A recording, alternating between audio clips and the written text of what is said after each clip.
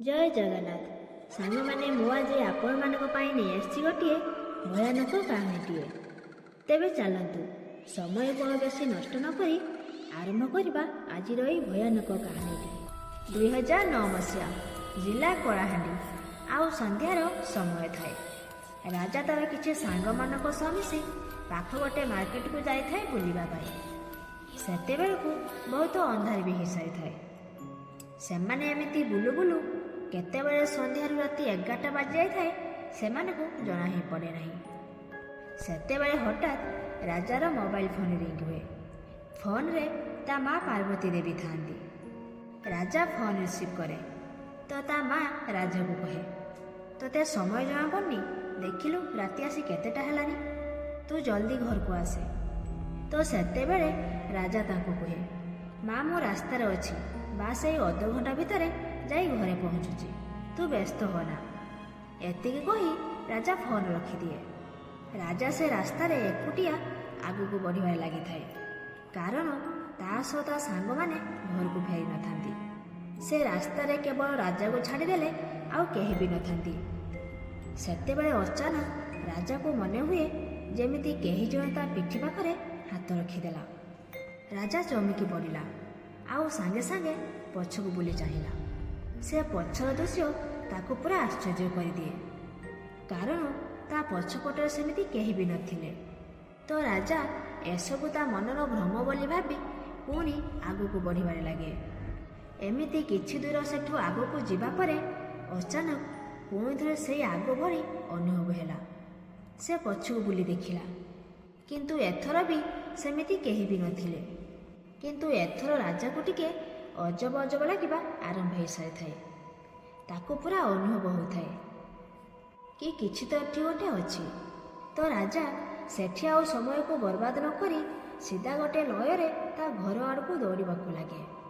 राजा घरे पहुंची गोटे ग्लास पानी पी दिए, आउ टिके रिलैक्स हो जाए, तापरे बिछना करी आराम से सोई जाए। राजा एबे चुपचाप आराम से ता खट उपरे निघ निदरे सोई थाए कि अचानक ता खटटा कहीं केजानी जोरे हलिबाकू लगे। लगुला जेमिति भूमिकंप आसीगला। राजार निद भांगीगला, किंतु से ता खट उपरू उठी पारे नहीं। सेतेबेले ता खटटा एकदम ठिया हो जाए, आउ राजा भी से खटरे लगी जाए। लगुला जेमिति से खट सह राजा को भी किए जाबुड़िकी धरिछि। राजा बारंबार चेष्टा करुथाए से खटरू निजकू मुकुळाइबा पाई, किंतु पारु न थाए। तो से बंचाओ बंचाओ बोली जोरे चित्कार करि उठे। राति अधरे अचानक राजार पाटी शुणी ता बापा माँ दौड़ी आसिले। तो राजा सेमिति खट उपरे लागिकी रही थाए, किंतु सेतेबेलकू राजार चेहरा बदली पूरा लाल देखा जाउथाए, आउ ता आखि दुईटा कला रंगर हो सारी थाए। एसबू देखि राजार परिवार लोक पूरा डरी जाती, किंतु ना तो सेमाने राजा पाखु जाई पारुथांती ना ताकू बंचई पारुथांती। एहा देखि राजार बापा सुशांत बाबू सांगे सांगे तांको साइकेल धरी पाख गाँवर गोटे गुणिया पाखु जाती, आउ तांको तांको साथीरे धरी घर को आसती। से गुणिया घरे पाद दौ दौ ताकू अनुभव हो सारी थाए कि किछि तो गोटे बहुत बड़ शक्तिर प्रवेश हो सारी। तो से जानिबाकू पाइले कि राजा जेतेबेले बजारू घर को फेरुथिला सेतेबेले से गोटे जगार ठिया होई परिश्रा करिथाए, किंतु अंधार पाई ताकू जना पड़े नहीं कि सेठी कहार गोटे समाधि रहिछि। तो अजणातरे राजा बहुत बड़ गोटे भूल कर देइछि।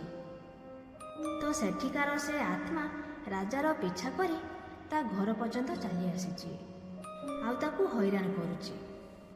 तापरे एहार समाधान स्वरूप से गुणिया राजा उपर को मंत्री तो जल छिंचाड़ी दियंती, आउ से आत्मा को तांको कब्जा को नहीं जाती। तापरे राजा बेहोश हो जाए।